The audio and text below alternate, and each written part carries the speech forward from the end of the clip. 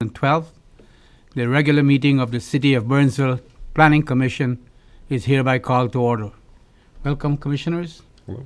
Mr. Slania. Members of the listening and viewing audience, glad you have joined us. Our first item on the agenda is the adoption of the agenda. The agenda includes item 2, consider approval of minutes for previous commission meeting of April 9th, 2012. Item 3, public hearing, Buck Hill, Inc., for a planned unit development amendment to allow a seasonal open-air market located at 15400 Buck Hill Road. Item 4, public hearing, City of Burnsville for housekeeping amendments to the zoning ordinance.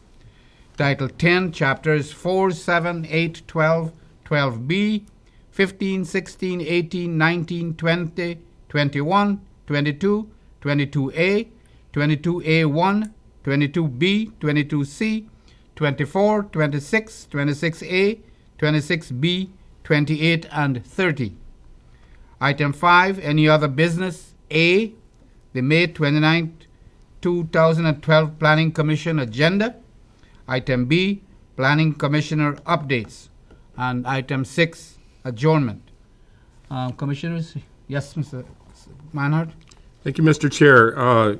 Chris, we had asked you to have a little presentation under other business regarding the noise walls. There was a meeting that MnDOT will be having this week, and you had agreed that you would give us a little bit of an update. I'd like to have that added to other business. Certainly. Mr. Chair, Commissioners, I do have a visual aid, and we can go through those walls. Thank you. Thank you, Mr. Chair. Thank you, Commissioner Manhart. Any other changes to the agenda? Any changes? None from Do staff? I hear a motion to approve? So moved. Moved by Commissioner Titan, Second. seconded by Commissioner Corey. All in favor? Aye. Carried 5-0. Item 2, consider approval of minutes for previous meeting of April 9th, 2012. Any corrections, Commissioners? None from staff? Do I hear a motion to approve the minutes? So moved. Move Commissioner Julick, Aye. Second? second Commissioner Manhart. All in favor? Aye. 5-0, carried. Okay, have our first public hearing tonight. Public hearing of Buck Hill, Inc. for a planned unit development amendment to allow a seasonal open-air market located at 15400 Buck Hill Road. Mr. Slania. Thank you, Mr. Chair, Commissioners. This is a public hearing. As you know, the property, the Buck Hill Ski Area property exists as a PUD. This is a PUD amendment for an open, seasonal open sales market, open air market. The site exists along Buck Hill Road. You can see on the visual aid in front of you. The site is adjacent to Buck Hill Road, 35W, just across the interstate from Crystal Lake. It is 60-some acres in size. Here's an aerial photo. Again, the top of the page is to the north. You can see the parking lot in this area, the tubing hill, and the different ski runs within Buck Hill. As you know, Buck Hill itself is seasonal and does not gain a lot of traffic in the summer. A few years ago, the Planning Commission and City Council approved some Halloween activities that run from the beginning of October through that month that allow Buck Hill to gain activity and pedestrian traffic and gain some income during the off-season. This is a similar event. This would be a flea or antique market that would run multiple days during the week. During the warm weather months when the ski hill's not in season, again to bring in income for the property owner without conflicting with their primary use of the property. The market would cater to antique dealers, hobbyists, professional and recreational bargain hunters, and just general interested public coming in off the street. The zoning ordinance does allow for antique markets similar to this in B2, B3, and B4 zoning districts, which are all commercial, around Burnsville Center and along Highway 13.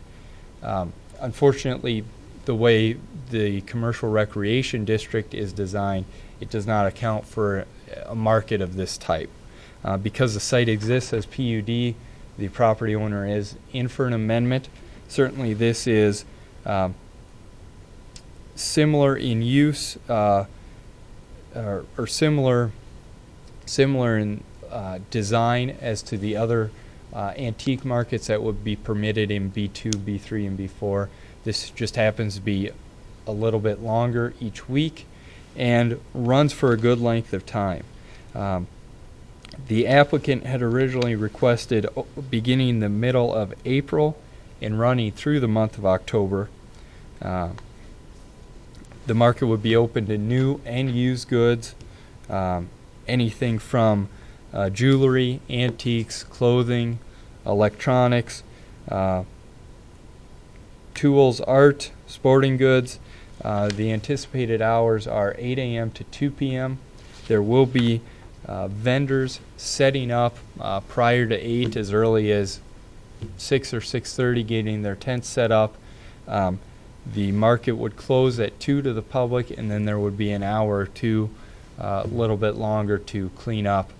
And the site would be vacated each day at the end of the market. So let me get to some of the details of the property. I'll get to that in a second. Again, with the PUD amendment, we discussed deviations and benefits. The deviation is this specific use as an antique market is not spelled out in the CRD zoning district. So this would be a deviation to allow this specific market. The benefit is the increased revenue for Buck Hill to stay in town, stay competitive, and reinvest in their primary use of the ski hill. The site's well designed. It does have 450 parking stalls on site, which will lend itself well to setting up parking spots not only for the vendors and their displays, but also customers that come into the site. As I mentioned in the report, if you would imagine, the two locations into the parking lot are here and here. Oh, excuse me. Those two locations are reflected at these 2 points. The northern portion of the parking lot would be reserved for vendors, their displays, and it would each vendor is allowed 2 parking stalls, so it will accommodate their vehicle and then their display. Here is the chalet and the restaurant. Vendors would line up here, keeping the drive aisles open for customers and vehicles. The primary parking for customers would be at the south end. You'll notice right in the middle, the garden center has received a permit for 2012.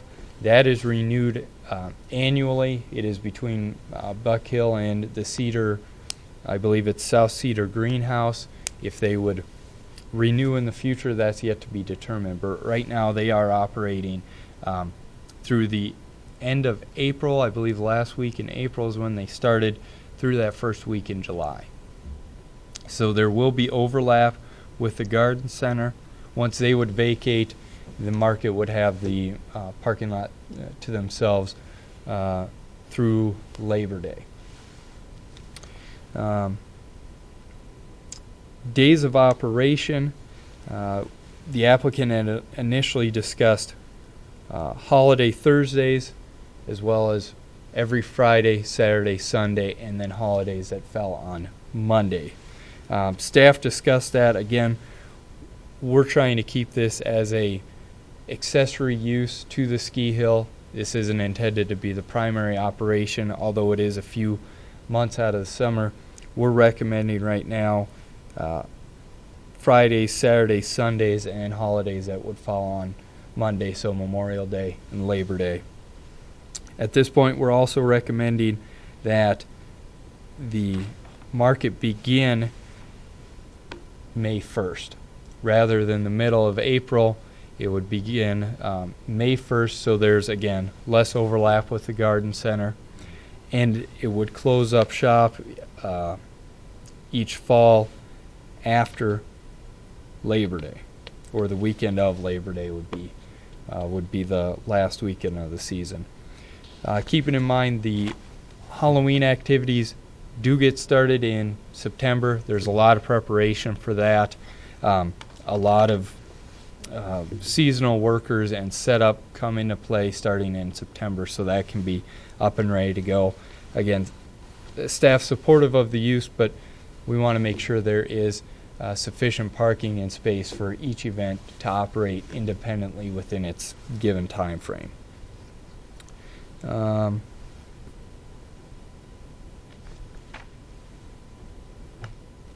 Two other items I'd like to mention.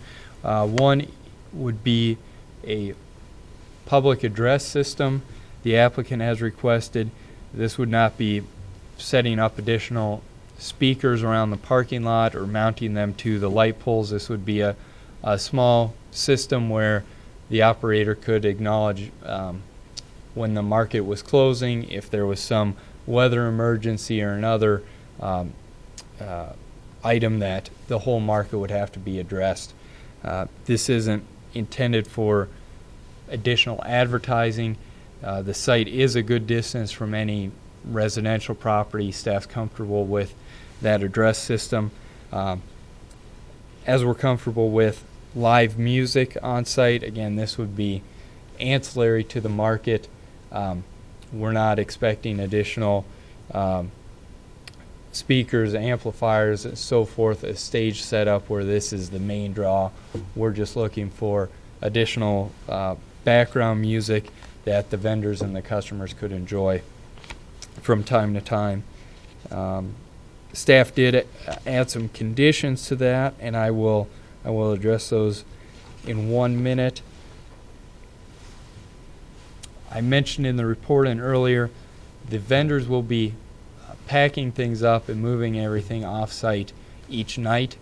The applicant anticipates that they get regular vendors back on a weekly basis. There may be some newcomers or some people that are not there every time, but for the most part, you're going to see the same faces, the same vendors.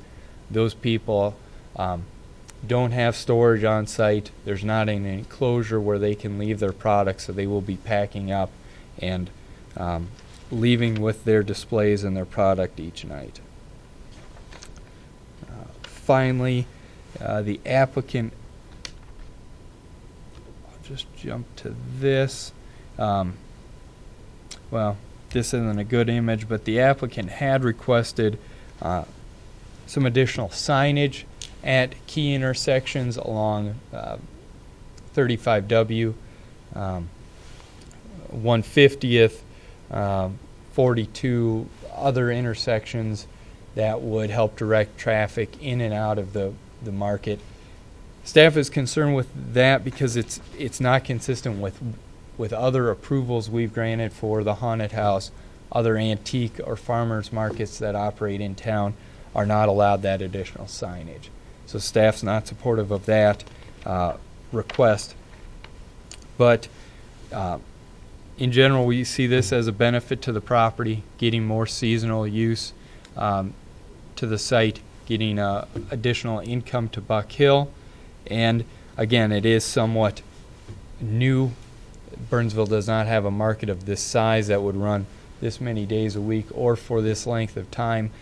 Staff is recommending a 3-year approval, at which time the applicant could come back, revisit any concerns staff, the planning commission, or council have, and would be able to request an extension at that time.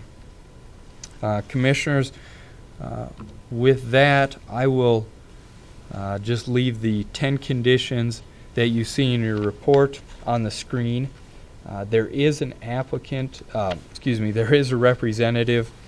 Vaughn Wallace is here with the organization. His his organization that would act as operator for the vendors, basically the middleman between Buck Hill as the property owner and the vendors organizing the event, advertising and so forth. Mr. Wallace and I are here for questions, and it is a public hearing. Thank you very much, Mr. Slania. Commissioners, questions for Commissioner Manhart? Thank you, thank you, Chair. Mr. Slania, I had a question regarding the parking again. Could you put up that other plan, the one with the red? Did you state, I'm sorry, my mind was kind of going to a bunch of different directions. Where were the vendors going to be parking? Certainly. The vendors, it's difficult to read depending on their screen. These are numbered spots. Uh-huh. So each number represents 2 parking stalls. So each vendor is allocated a slot or 2 parking stalls. So the vendors would be on the north end.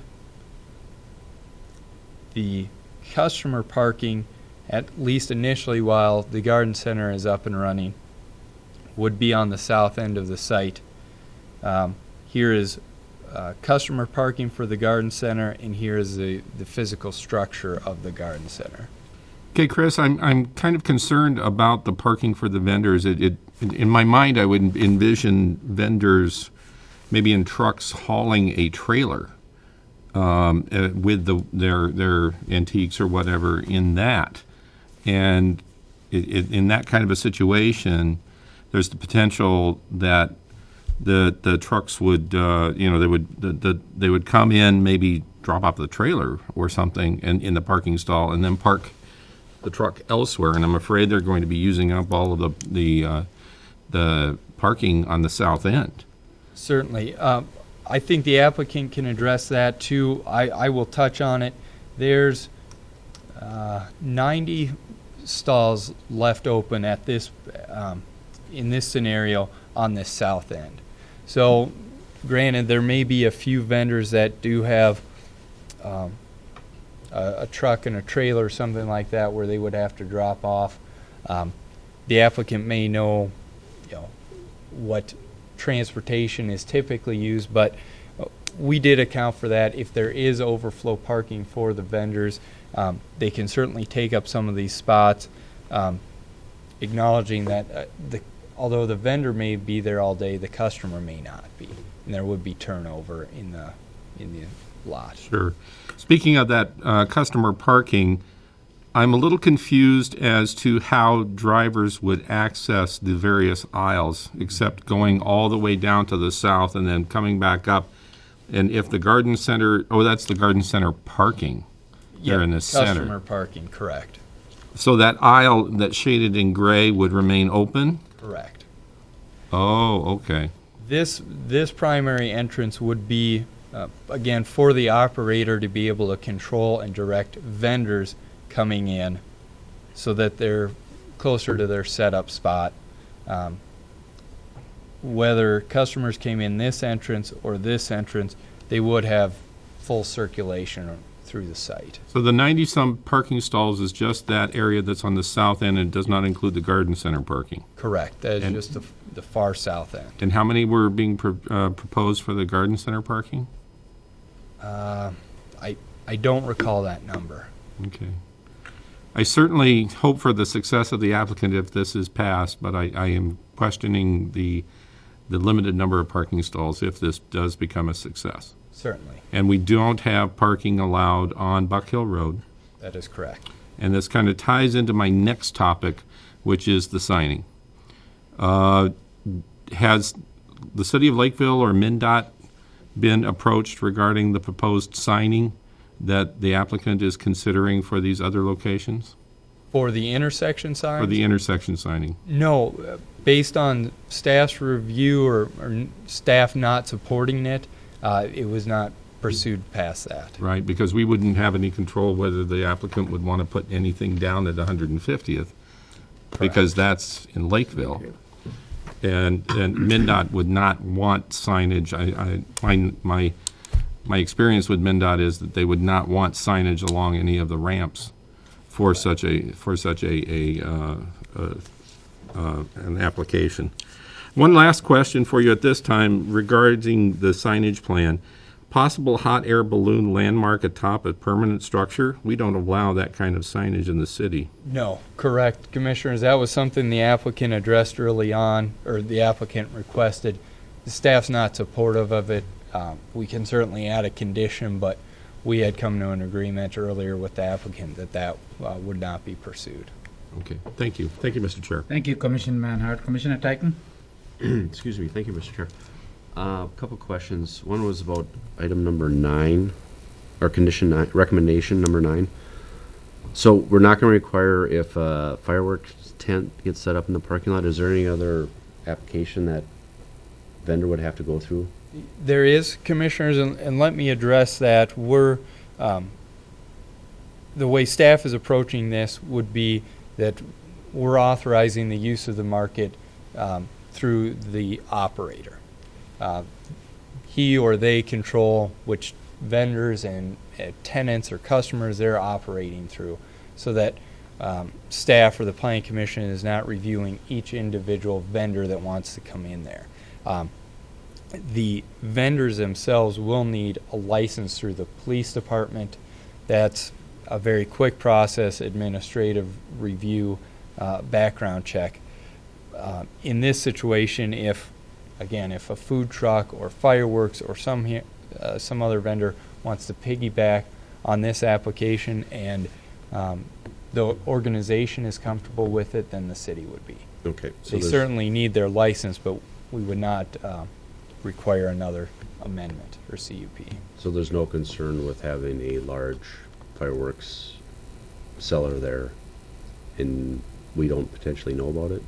We would know about it. It would be, they would require a license through the police department, and fireworks specifically get a license from the fire department. Okay, that's my question. I would just want to make sure that, Certainly. We're not waiving all licenses. We're just saying the land use is a market, and however they want to operate it. so if somebody wanted a farmer's market there, that would be okay? I mean, somebody Certainly, brings I think some of the vendors there are going to be selling produce. fresh fruit and food and so forth. Okay. And then, other question right now, can you go back to that parking plan? Certainly. So if I'm looking at this correctly, if I'm going in that, the middle entrance there? Right Yes, here? correct. And I want to park in the garden center parking, I take a left into one of those spots, Correct. and then how do I get out You can, if there's a car in front of me? if there's a car in front of you, back out and either come around the back of this or go all the way through and out. So do we envision people driving down those aisles? You know, that's a good question. Obviously, we have not, we haven't reached final design with this. I would say we would keep this area open so you could get out, or keep an aisle at either end of the garden center parking lot to get vehicles in and out. Certainly. Oh, You mind coming up, please, and kindly give us your name and address one more time for the records. My name is Vaughn Wallace. Thank you, Planning Commission members. I live in Lakeville, 18330 Lafayette Way in Lakeville. Myself, my wife, a couple other partners are the owners of this venture. Addressing the parking driving concerns on this lot. During market hours, there is no driving down the aisles where the vendors are situated. It's going to be a complete walkway period. Ideally, what we're picturing is where the end of the garden center is, that is going to be basically the farthest north turnaround. can you show us on with the mouse? Yeah, thank you. So if you come in here and you're parked, you can back up here, and then you come around through here, and Okay. you can exit down out this exit. This is the primary exit here. There's no entrance coming in this way. This is the primary entrance right here. Now, the garden center is only there, I believe, through the end of June. So at that time, come July, August, September, this will be available parking. We would have an established right of way for vehicles to maximum driving area where they can drive up to, pull around, and then exit the property safely without going through the actual market. Okay, so you're gonna have some type of barricade or barrels there to prevent people from? Correct. Okay. And Mr. Manhart had addressed vehicles and trailers. Basically, the way these lots are designed, they're 2 parking spaces measuring approximately 15 by 18. The trailers and the vehicles are meant to be displayed in that parking stall, along with the vendor's display. Basically, the vendor can take 2 stalls to put their vehicle in. You know, it can either be a 2 by 2 space or it can be a 4 by 1 space. However they want to do it, get their vehicle in that lot. They can pull it in perpendicular, set their display up down the aisle. But it is meant for them to have their vehicle there. If they don't wish it to be there, they are allowed to park along the outsides, keeping the primary walkway for the vendors and the market traffic. Okay. Okay. I'm good. Thank you, Mr. Chair. Excuse me, Vaughn, could you explain where the cars would park if they're not, again, if they're not in the stalls? If they're not in the stalls, my preference would be to have them park along this external road right here, or not road, but exterior edge along Buck Hill Road, but on the property itself. So it's like, Just heading. yeah, correct. Those appear to be stalls in the plan, though. They are parking stalls. No, I This- mean, they're not vendor stalls? They are vendor stalls as well. We don't anticipate having 120 vendors from the get-go. So as we build our market, we're going to see what our capacity is for vendors, what types of vehicles they are bringing in, and give us a reasonable expectation of how many vendors we can host along with their vehicles and customer traffic. Okay, and then are there, it looks like there's some additional vendor kiosks or something kind of towards the hill from the chalet and, Correct. Surrounding the chalet here, Don McClure had mentioned, he is property owner there at Buck Hill. He had mentioned that he had these concrete paddings that they had installed for the Halloween displays in October. He mentioned that that is also going to be an acceptable area for vendors to set up if they desire. These would be smaller sizes in nature compared to what is out here. In the main parking lot, this is going to be the most visible, but these stalls here are going to be, like I said, they're going to be more maybe for your recreational seller, somebody that wants to clean out the garage, rent a 10 by 10 tent area. You're not regular seller type of thing, or maybe somebody on a small budget that doesn't have a lot of money, we would supply them a table set up there. So we cover more of the area around the entire ski resort. would vehicles be allowed back there? There'd be no vehicles back there, no. And how would the vendor They get would their wares hand cart back their there? items out there. All right. And then it's not real clear on the food sales. In one place it says prepackaged foods.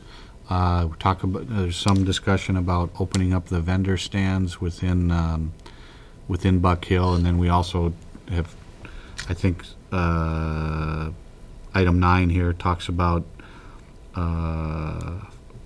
food trucks being allowed without a CUP or anything like that. So what's the viewpoint on food sales at this thing? Well, it's going to be determined by the state of Minnesota's health department. They're going to regulate what food we can have on site, what we can't, whether it's going to be freshly prepared food or not. I'm going to follow their recommendations. If they do allow us to have vendors on site that can prepare immediate fresh food, I'm all for it, bringing in a food truck, bringing in vendor, bringing in a grill. I know that we do have a concession area inside the chalet. Spoken to Mr. McClure, he wants the right of first refusal to open that concession stand. I think it's a great idea. I want to be able to provide concessions to our public, to our vendors. But the more options that we have and can bring in, I'm open to that. Okay, and there was another question I have regarding the, it looks like you've got porta potties in one area, but it also mentions in the text about opening, a requirement to open up the restrooms in the concession buildings. Correct. Is it going to be both, or one? We had discussed that with Mr. Slania, and we've ditched the idea of utilizing outdoor porta potties. We are just going to use the established restroom facilities that are housed there in the chalet. Okay. And when is this all slated to begin? Or Well, we're waiting for approval from the city council. At that point, we'd like to open in the middle of June. okay. All right, thank you. Thank you. Thank you, Commissioner Julie. Commissioner Manhart? Thank you, Mr. Chair. Mr. Wallace, question for you regarding the garden center parking. How will traffic access that internal aisle to get to the internal parking stalls there? It appears that the traffic would typically go the other way. Are you, when? No, in the, traffic is see where it coming in? says garden center parking? Right? See the aisle, right where you're at right there, the parking stalls are pointed in an out direction, Correct. and you don't really have an aisle to access those stalls? There is an aisle going into it. Yeah, Then it's blocked off by the actual Correct. garden center right here.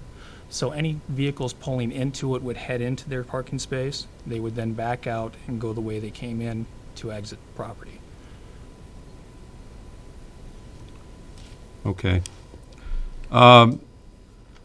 Regarding the picnic tables and the outdoor display areas on the hill, would those be ADA accessible, wheelchair accessible? I envision them to be. I'd have to review the site further to make sure what is accessible for the handicap. But that's my wish. Okay, and then the trash is that also on the hill, the trash areas? It's one area that we thought we could put a dumpster to try to keep it away from the main site, out of the area. I believe that is more down towards like a downslope of the property there. But certainly wherever we decide to put additional trash bins, that's something I would discuss with Mr. McClure. Would trash trucks be accessible to those trash dumpsters on the back slope? Where we do decide to put them, they would be, yes. Thank you, Mr. Chair. Thank you, Commissioner Manhart. Any other questions? Mr. Wallace or Mr. Slania? I have a few. You have dropped the idea of the porta potty, and you will use the chalet or the bathroom facilities there. Is that adequate? I believe it is to be. I've not been in the women's bathroom, but certainly the men's bathroom, with the amount of traffic that they get during the wintertime, I don't see any problems with it, with what we're planning to utilize it for. Regarding the traffic, you have the entrance, the main entrance, and you have the exit right down your right. Now, if I heard you right a little while ago, you said that vehicles can also exit the area through the normal entryway. That's correct, and I misspoke. I mean, Okay. there's one entrance coming into the property, one going That out. clarifies it. Thank you. Thank you. Thank you.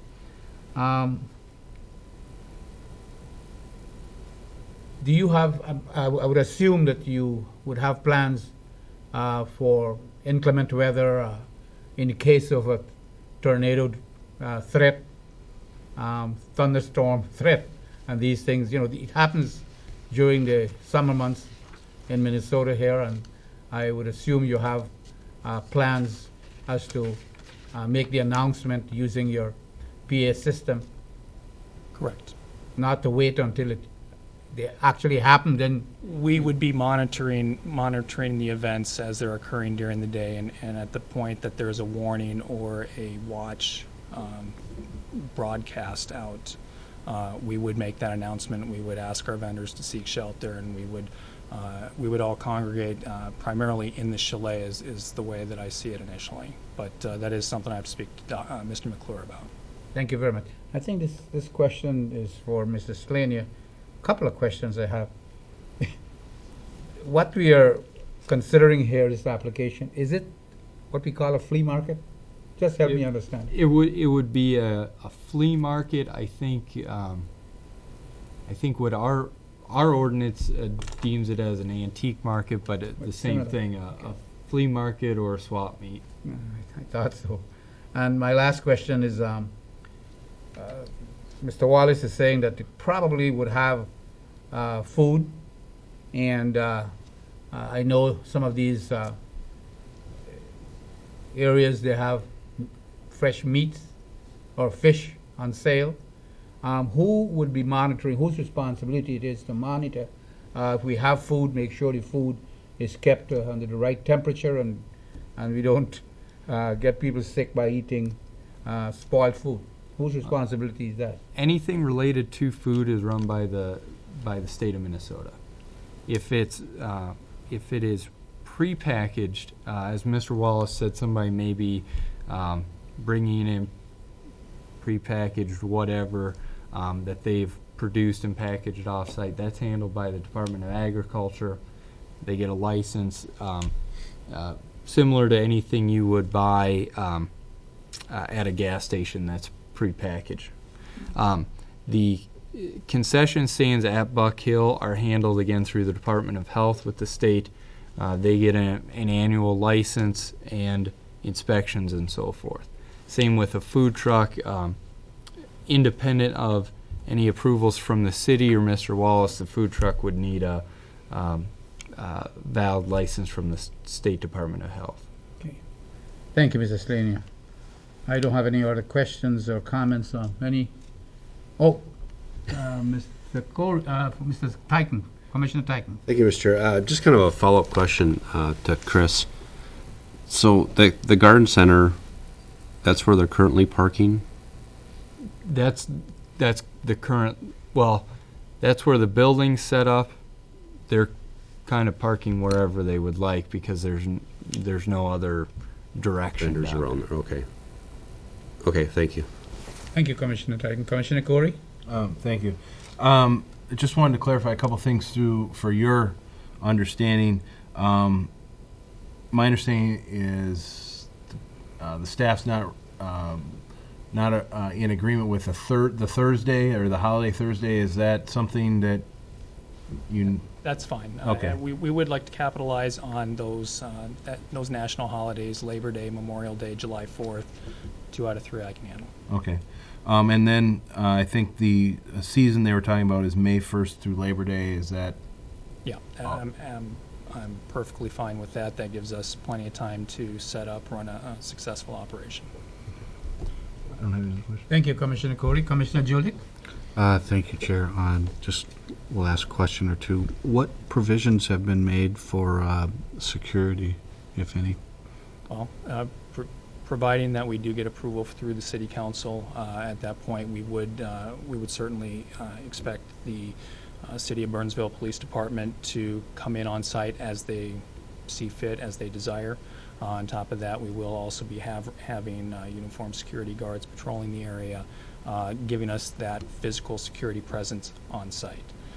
Any issues that were to arise, say a shoplifter or maybe some sort of argument, we'd be over there immediately trying to defuse the situation.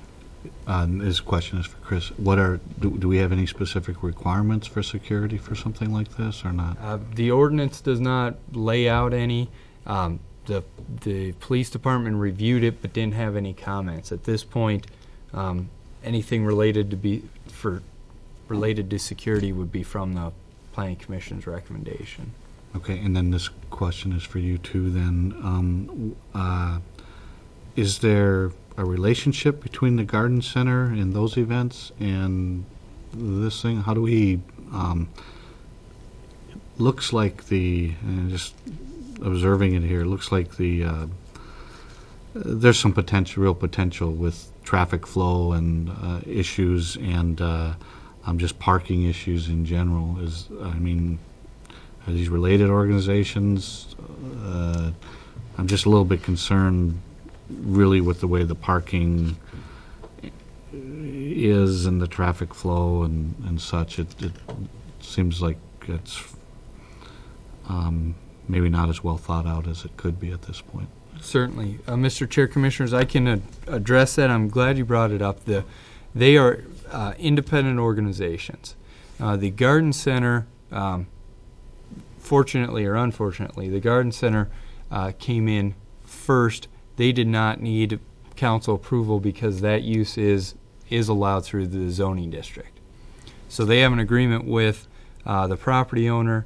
They received their administrative license through the planning department, and they're off and running for this year for their 6 weeks or 10 weeks. That is not a given that it would repeat next year. The property owner signed, I believe it was a 1-year lease, and the license through the city is for 1 year. Because of the timing, Mr. Wallace needed to go through the planning commission and city council. Buck Hill wasn't willing or wasn't able to put a stop to the greenhouse, so they are in for this year. I think you make a good point. I think it'll depend how both organizations operate. If both organizations return for a second year, or after renewal of this approval in 2014, the planning commission or council could say, we don't like both of them functioning, and we're gonna either prohibit or limit the garden center in the future. And those are all possibilities. Okay, and then a point of order, and maybe this will come out a little bit later, but if we do have some concerns about traffic flow and such, is it reasonable to put on a condition that stipulates something to the effect that traffic flow shall be worked out with city staff, or to the satisfaction of city staff, or something like that? Certainly. Again, I think to Mr. Wallace's point, he doesn't know how many vendors he'll start off the gate with. It's certainly reasonable to add that as a condition, or direct staff to visit with the operator halfway through the season, and we'll see how traffic's being handled. Okay, all right, thank you. Thank you, Commissioner Julie. Commissioner Manhart? Thank you, Mr. Chair. Chris, I got a question for you regarding that garden-centered parking. Is that designated explicitly for the garden center then, that parking area? At this point, nothing's designated at all. Okay. That would be up to the property owner and Mr. Wallace if they're reaching a point where they need to designate or segregate the parking. Okay, but are they entitled to a certain number of stalls, do you know, in their agreement? Or is that Not with the city. I'm not sure if Mr. McClure allocated certain number of stalls to each group or not. okay? Because I personally feel that center aisle of that garden center parking just is not workable the way it is. It would be more workable if they were to push the garden center a little bit further to the north, put an aisle in between the garden center facility itself and the parking, and have that ability to go south in the center there. So that would have to be something, I guess, that would have to be worked out by the property owner and these organizations. Thank you, Mr. Chair. Thank you, Commissioner Manhart. Mrs. Lane, you have any other comments? That's it, Okay. Commissioners. Any other questions to Mr.? I just wanted Yes, to Mr. address that Wallace, last go ahead. point by Mr. Manhart there. I just wanted to point out that this map, this was created prior to the garden center going up, so not knowing exactly how large it was, how much traffic is there. From the amount of business that I've seen thus far, certainly put in an aisle as you suggested, that's a great idea, and I don't see why we couldn't accommodate that. Thank you. Thank you very much. This is the public hearing, and I'll now open the public hearing. Anyone from the audience who wish to come up and address the commission on this matter is free to do so right now. Anyone would like to come up? Not seeing anyone, we close the public hearing. Commissioners, over to you. I think Commissioner Tyken? First off, I want to say that, I think this is a great idea for this spot. Hopefully it'll keep it vital and keep it a Burnsville landmark and treasure that we have here in the cities. I'm really concerned about that garden center parking, and I wish that would have came here first, because I don't think it's in the ideal location, and I don't feel strongly that we need a recommendation in there. I would be okay with just directing staff to kind of work out something when they present to the planning or the city council, kind of an idea of how to better work that. If the other commissioners want to have a recommendation, I'm okay with that too. But otherwise, I'm supportive of it. I'm just concerned about traffic flow within that area. It's, as Mr. Manhart said, I don't think it's well thought out yet. But I'm confident that the city staff could come up with an idea that would be workable for everyone. Thank you, Commissioner Tyken. I think I have to say, I made notes here about the traffic. I'm glad that Mr. Wallace said that there will be no traffic in those lanes between the areas where the vendors will be parking their vehicles and displaying their whatever they have. That it would have been terrible to have vehicles driving there. Do we need, commissioners, do we need a recommendation that, condition that the applicant and work with city staff regarding the traffic situation? Yes, Mr. Manhart. Thank you, Mr. Chair. I think that that's something that needs to be worked out with the owner and the various uses. I think that that's something that we necessarily can't regulate on site. I'm more concerned about what implications it has to the traffic along Buck Hill Road, especially if they are a success, and I certainly hope that they are, and the potential of overflow parking and what might happen, especially when they're taking up so much space with their vendors and or potential vendors. I'm sure that it won't be that way right out of the gate, but we certainly hope that they have that success. So I'm really concerned after seeing some of the other secondhand stores or the popularity of some of the other businesses that deal in consignments or antiques or things like that. They have become very popular and quite large draws, and 90 to 120 stalls may be a little bit of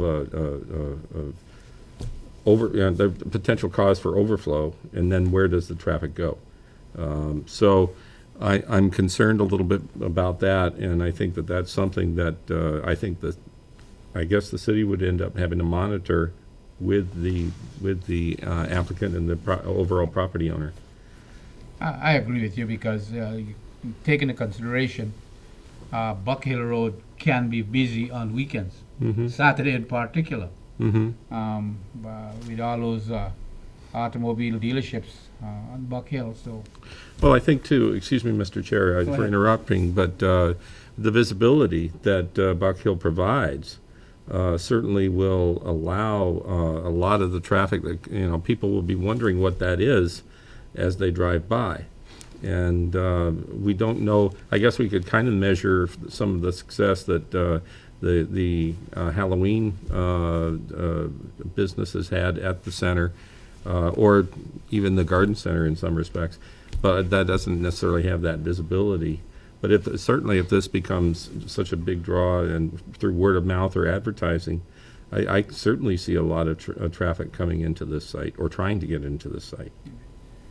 You know, I can see this growing to be a very popular event. When my wife and I go to different states, my wife likes to go and Sure. find out that, you know, is there a flea market? That's why I asked the difference between this and a flea market. Is there a flea market? And I think people tend to be drawn to them, and with the proper marketing, I'm pretty sure they will do well. Commissioner Tyken? Thank you, Mr. Chair.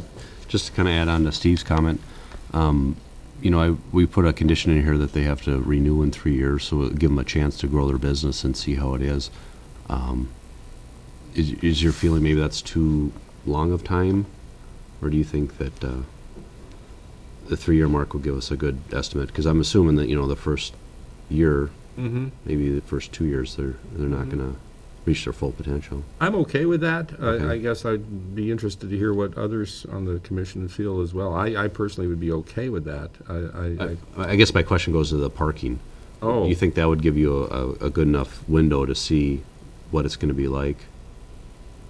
In traffic engineering, we typically wait a year after development has happened so that it develops its market, but then this is just a limited time period. It's not the full year. Not a full year. So, I mean, 2 to 3, what I think would be adequate Okay. for that word of mouth to get out.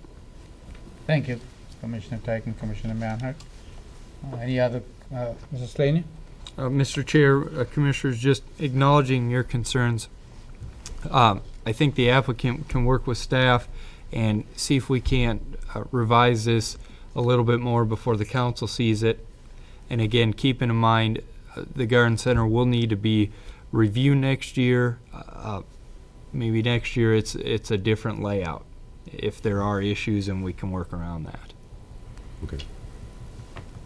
Commissioner Julie? Thank you, Chair. I'm not sure why the garden center wasn't reviewed this year. Why would it be reviewed next year? From the city standpoint, it wouldn't be, but if the property owner has the ability to renew a lease and knowing that he has 2 successful tenants, he may be able to reallocate things on site. Okay, because the garden center itself, anyway, my driving by it this weekend, it looked quite busy. And again, if this is, these types of things, the flea markets, antique dealers, once word gets out, they get popular pretty quickly. And the amount of parking, the traffic flow, the traffic flow really concerns me. The traffic flow, I think, needs to be worked out in such a way that either we have some hooks in it or it has to be worked out before it goes to council, and I don't know if that can happen because it looks like it has the real potential to cause problems, not only on the site itself, but along Buck Hill Road. And if it's causing problems on Buck Hill Road, then you're affecting other businesses along the road as well as safety. And I don't know, just looking at this plan, real concerned about that. So I don't, do you believe this is something that you guys would typically be able to work out without any conditions? Up to this point, the applicant's been very cooperative, and it seems to be a two-way street. The city has a good relationship with the property owner. I'm comfortable we can work through this.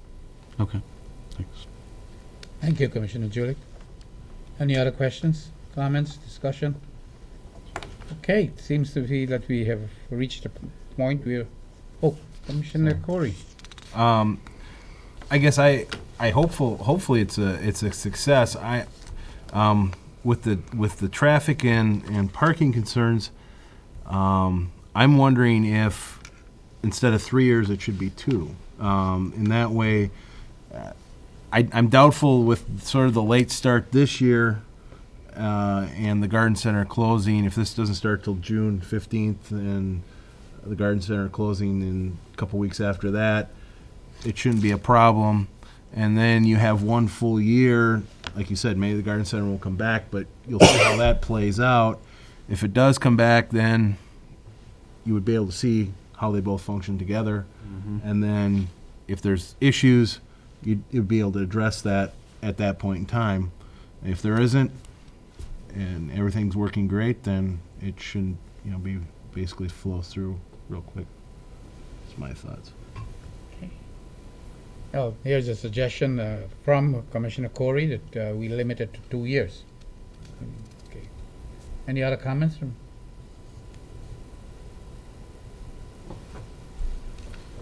Commissioner Manhart? Thank you, Mr. Chair. I'd be open to that.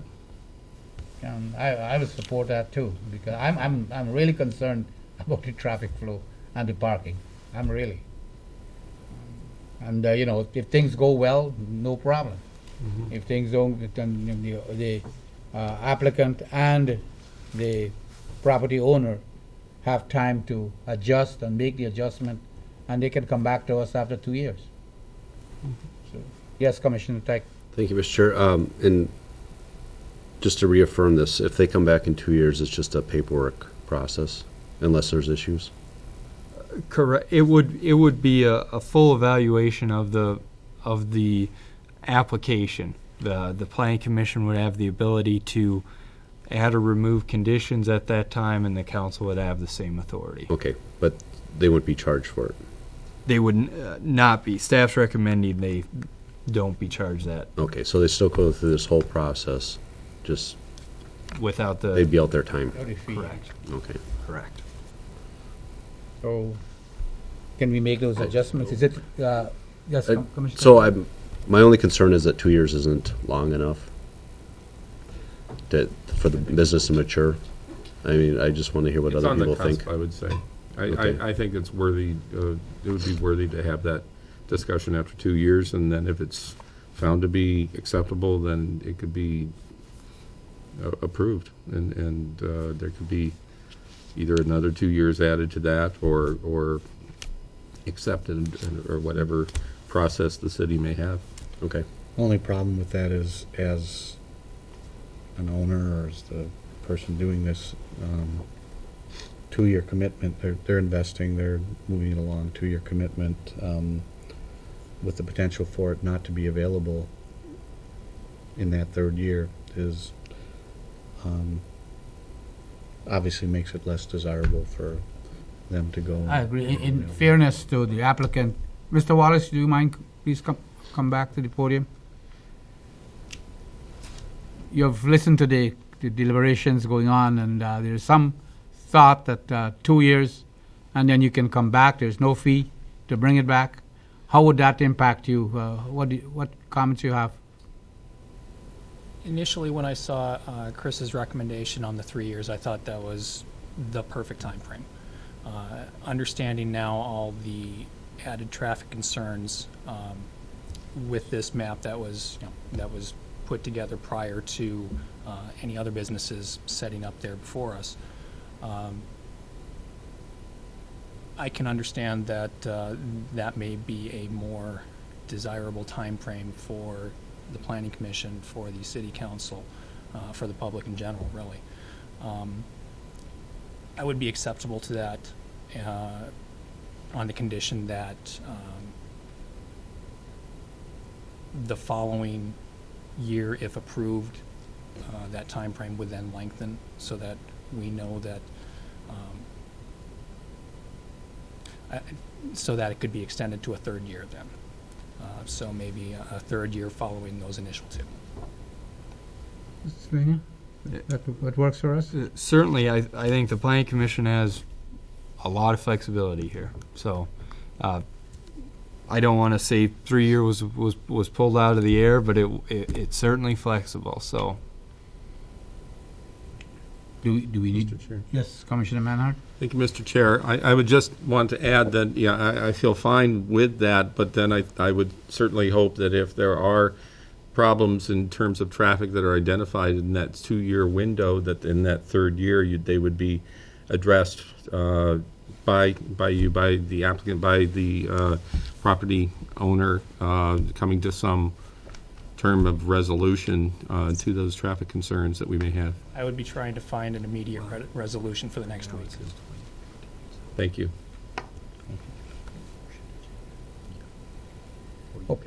Commissioner Titan? I guess I understand what you're asking, and I'm wondering why we would do something like that. If we give them a 2-year hold on this, we can give them a 5-year next time around if everything goes well, right? Right. So I'm not saying we just extend it a year. At that point, we'd reevaluate. I wasn't thinking Okay. that at all. I don't want to see that year in there. Mr. Wallace said that, but I Okay, don't think. all right, I just. Commissioner wanna make Corey? sure. Thank you, Mr. Chair. I guess that would be my understanding is if everything was going great after 2 years, then the next time around, it certainly could be 3, 4, 5, something like that would be my preference. If it's working, it's successful, then certainly then it would be a much longer period next time. Mr. Slania said that Mr. Wallace has worked well with staff, and then we have a very good relationship with the property owner. So I don't think we'll have any, as long as things go well, the traffic, the parking get taken care of, I think he stands a very good chance of getting a multi-year approval. So I think we need a motion to change the recommendation from 3 years. Yes. Well, I'll just make the motion that the Planning Commission recommend approval of the Plan Unit Development Amendment to allow a seasonal open-air market in the ski area parking lot at 15400 Buck Hill Road with the following 10 conditions, and we're going to change number 10 to September 15th of 2013. Thank you, Commissioner Titan. Do I hear a second to that? I second. Commissioner Corey seconded. Any other discussion? All in favor of the motion, please say aye. Aye. 5-0. Approval.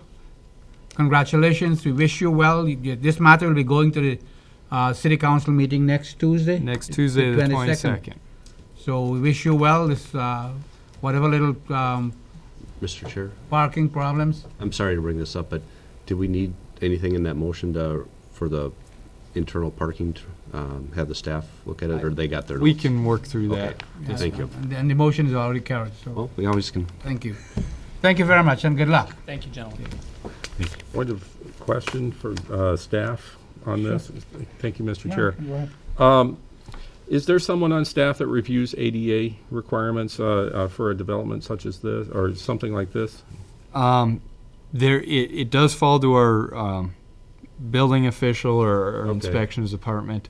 I know there is some ADA accessible routes. I'm not sure how everything functions around that building, but I do know there are some routes on site. Okay. All right, thank you. Thank you, Mr. Chair. Very good point, Commissioner Manhart. Thank you for bringing that up. Okay, item 4 on the agenda is also a public hearing. City of Burnsville for housekeeping amendments to the zoning ordinance, Title 10, Chapters 4, 7, 8, 12, 12B, 15, 16, 18, 19, 20, 21, 22, 22A, 22A1, 22B, 22C, 24, 26, 26A, 26B, 28, and 30. Mr. Slania. Thank you, Mr. Chair, Commissioners.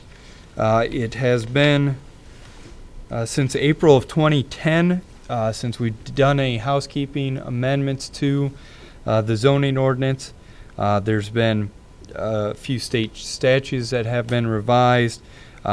We've had the 2030 comprehensive plan adopted.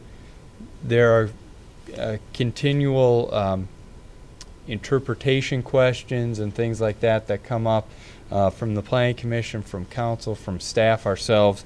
So I know all of you read through this multiple times because it was so enjoyable. I do have The red line section available if the commission has specific questions. I'll start with a few of the main topics which drove this. Actually, we discussed it earlier. Antique flea market, we went into the definitions to clean that up and clarify it. Auction house, we also defined body art, body piercing, some of those things that were not as fluent or available 15, 20 years ago are now becoming part of our culture. The zoning ordinance needed to be updated accordingly. Some other key items that we've done is conglomerate a number of uses into the term personal services. So we're not dealing with beauty shops or barber shops, the few barber shops that exist. Everything's bundled into one, so we're not dealing with the semantics of different types of salons, massage therapy, etc.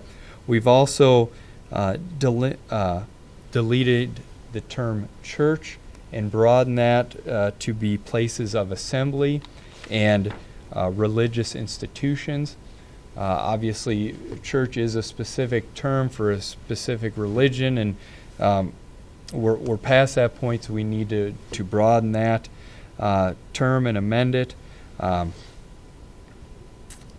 There were, again, getting to religious assembly. We have certain setback standards and buffer distances from sexually orientated businesses. That term referenced church. It did not reference mosque or other place of religious assembly. So we wanted to clear that up.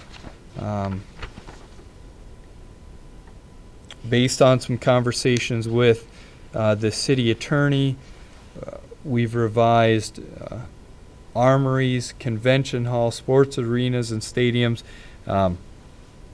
When you are assembling, when you allow assembly of any type in a specific district, you should allow assembly of any type in a certain zoning district. So we've changed that to clean things up, clarify, reword. There were a number of changes in the sign ordinance to get to the specific intent of what staff and the council's interpretation has been. With that, commissioners, I'm happy to go to a specific section of the ordinance and review it with you if you have questions. Okay, thank you, Mr. Slania. Commissioners, as Mr. Slania said, he's certain that you have gone over this several times and you probably made notes, and he's open to questions. You know, I see this as just housekeeping items resulting from state ordinances, recommendations from our commission, from other commissions, and from staff. And I think it took a lot of work from staff to planning staff to get this done, and I commend you for crossing the T's and dotting the I's. A number of people have reviewed Did a this good job. before it got to this point. I don't have any questions personally. I don't know if any other commissioners. I would make a motion. Nope, if- it's a public hearing. Oh, sorry about that. Okay, since commissioners have no other questions or comments, this is a public hearing. I now open the public hearing. Anyone from the audience who wish to come forward and address the commission on this matter, feel free to do so. Seeing no one, commissioners, we close the public hearing. Any discussion? If there's no discussion, I welcome a motion to approve these changes. I would move that the planning commission recommend approval of the proposed ordinance amendments to the city council. Thank you, Commissioner Corey, seconded by Seconded. Commissioner Julick. Any other discussion? All in favor, please say aye. Aye. It's passed on a 5-0 vote. This will also go to the commission, to the city council Next week, next Tuesday. Tuesday, May 22nd. Thank you, Mr. Slania. Good job. Item 5 on the agenda is other business. May 29, 2012 Planning Commission update, agenda. Any suggestions for agenda to leave it? Yes. I just wanted to make a note that that's actually a Tuesday. We normally meet Yes, on Monday. sorry, that May 29th is a Tuesday, Monday being a holiday, so commission will meet on Tuesday, May 29th. Any planning commission updates? Okay, brings us to item C, the Mr. noise, Oh, yes, thank you. thank you, Mr. Slania. Give me 1 minute to find this.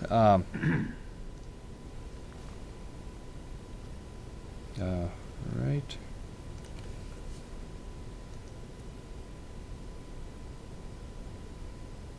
Sorry, commissioners, give me 1 second here.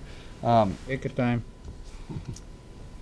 Commissioner Manhart had brought this up earlier this week, and there was it last week, I believe, a neighborhood meeting sponsored by MnDOT for the noise sound walls going along 35W. I did receive this from MnDOT. If I can get this to stay full screen. It does affect a few properties within Burnsville. It also affects properties in Lakeville. There are no Burnsville businesses affected, but for the church that's located on the west side of 35W, portion of their site will be blocked. Specifically, if you're northbound, much of the visibility of the church will be eliminated. The automobile or automotive center in Lakeville on the other side may be affected in a similar fashion. The church has been notified. They are looking at enhancing some of their signage, but at a very minimal degree, and they were actually considering enhancing the signage before they knew the sound wall was going up. But let me just show this starting on the west side of the interstate. The sound wall will run right through here. It'd be the east side, right? That's the east side. That's the I'm east. sorry, east side, protecting some of the homes in the Maple Island neighborhood. And then, sorry, on the west side, this is the manufactured home park, and again, we'll run along here to protect this neighborhood, ending before the commercial district of Lakeville. I don't have a lot of other input right now, but I'm certainly able to get your questions and get back to you. Yes, Commissioner Manhart. Thank you, Mr. Chair. Chris, could you just kind of, with the mouse, indicate roughly where the city limit line or the city border is? Sure, it is Right through there, right through here. and then across the interstate from there, right? I am not, I hate to say this, I'm not sure if it does run straight across here if there's a jog. Oh, okay. But it does run through this neighborhood. I know that the church is in Burnsville, and I know at least some of these homes are in Burnsville. And that church does sit up a little bit on a ridge or a hill there, doesn't it, a little bit? Mhm. That's what I thought. Yeah, that, You are coming up right. from Lakeville. So this is pretty much the extent of this particular portion of their sound wall. That is it, investment. commissioners. Has there been any other talk of any other sound or noise walls anywhere This- along 35W or 35E? There's been no, at least up to this point, no discussions on 35E, and this would be it for Burnsville along 35W. Okay. Interesting. Well, thank you very much. Go ahead. Commissioner Tigan? I was just going to add a note that they're putting up walls in Egan on 35E. Yes. So I would assume that, like everything else, it'll come south. Okay, any other questions for Mr. Slaney? I would just like to thank him for Yep. doing this. There is a public hearing yet this week, or was it last week? I thought it was yet this week. I'm getting my dates mixed up Yeah. and I can't remember, but I there. thought it was Thursday this week. This week, too. Okay. I'm not sure. I join with Commissioner Manhart in thanking you, Mr. Slania, for bringing it to us. I know you short notice, but you did a very good job. So thank you. Rush? Yes. Oh, Commissioner Julik, sorry. Thank you, Chair. This is mostly something that or Commissioner Tyken said at the last meeting. I think it was the last meeting. Has there been any studies on the effectiveness of the sound walls, and do they help the neighborhoods? There has been some discussions. I'm not involved directly. I know there have been comments from people or residents farther back from the walls that they didn't help or had other ill effects, and I haven't seen those studies to give you a direct answer. I apologize. Okay, but this is a state-funded thing. I mean, Correct. It is directly from MnDOT. They have a list.